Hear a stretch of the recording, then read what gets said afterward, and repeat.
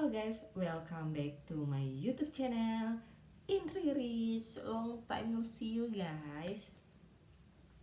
Sekarang gue mau share ke kalian mengenai manfaat asuransi kesehatan. Nah, sebagai pemegang polis, sebagai tertanggung, kalian itu punya hak mau memilih plan-plan apa aja untuk kalian bisa menikmati fasilitas yang diberikan asuransi, pihak asuransi untuk kalian. Nah, supaya kalian tahu juga manfaat asuransi yang di cover tuh seperti apa-apa aja.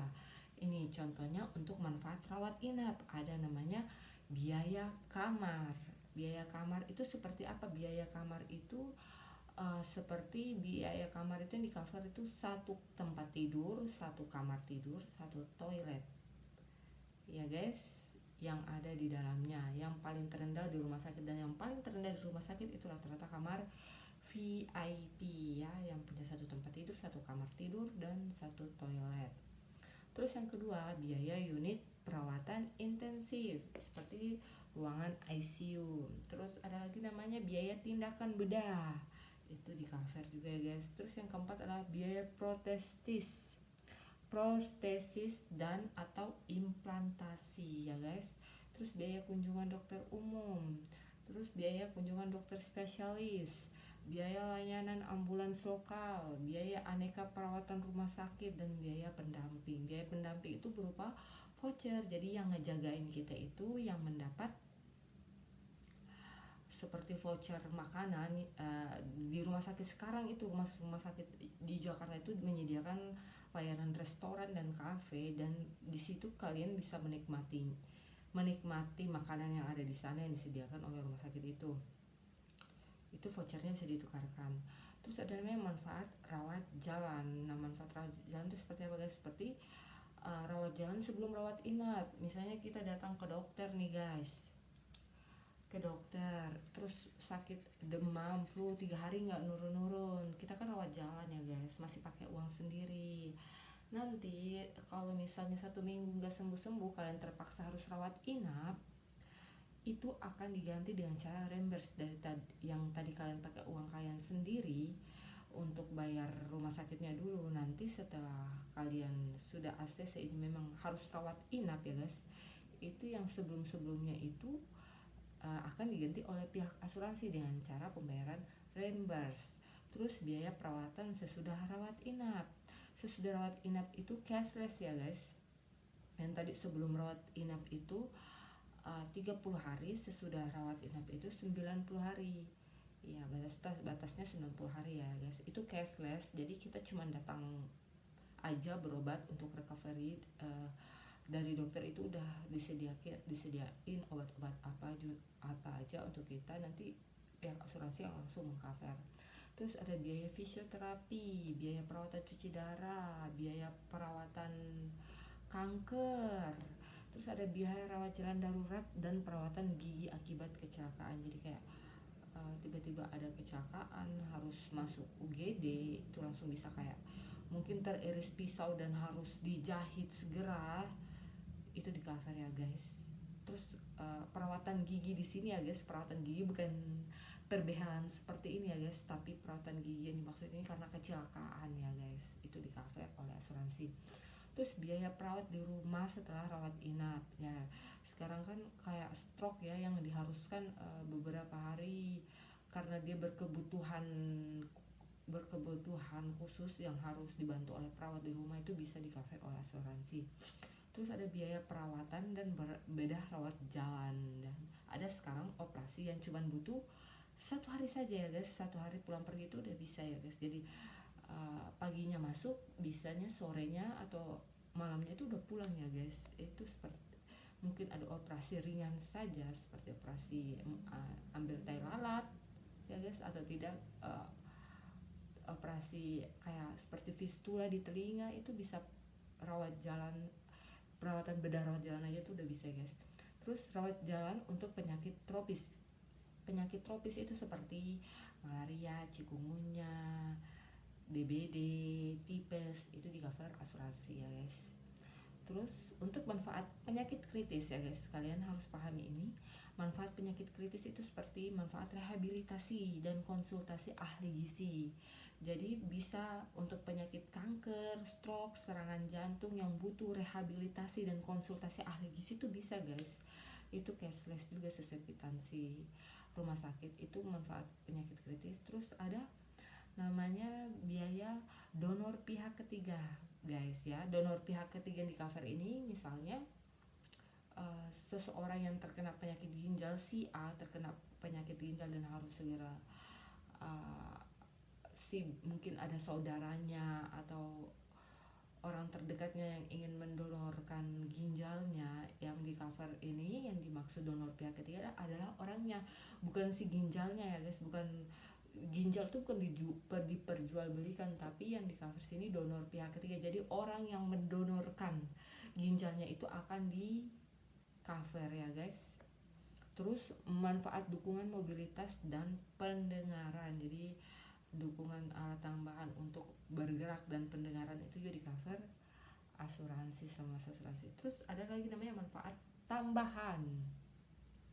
Manfaat tambahan itu adalah manfaat rawat inap di luar area pertanggungan. Contohnya nih, kalian pilih plan Indonesia tapi mau berobat ke Malaysia dan atau Singapura.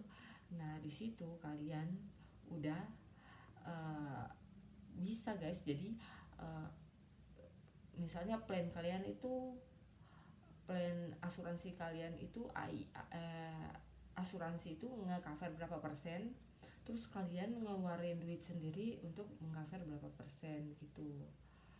Jadi nggak di-cover full sama pihak asuransi karena plan kalian Indonesia tapi kalian mau berobat ke Malaysia dan Singapura.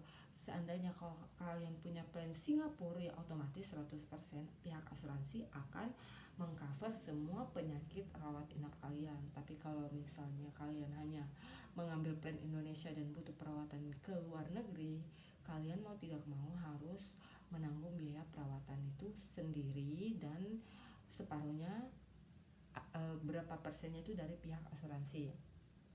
Terus ada manfaat tunai harian rawat inap. Manfaat tunai harian rawat inap ini seperti misalnya kalian punya BPJS ya guys.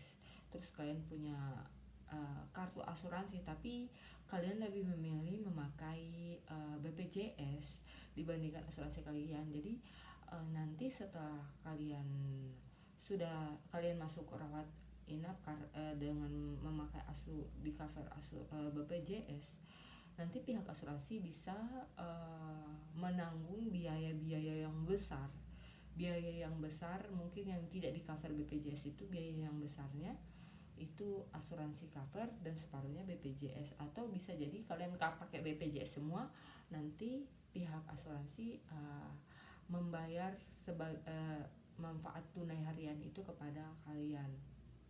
Jadi berupa uang.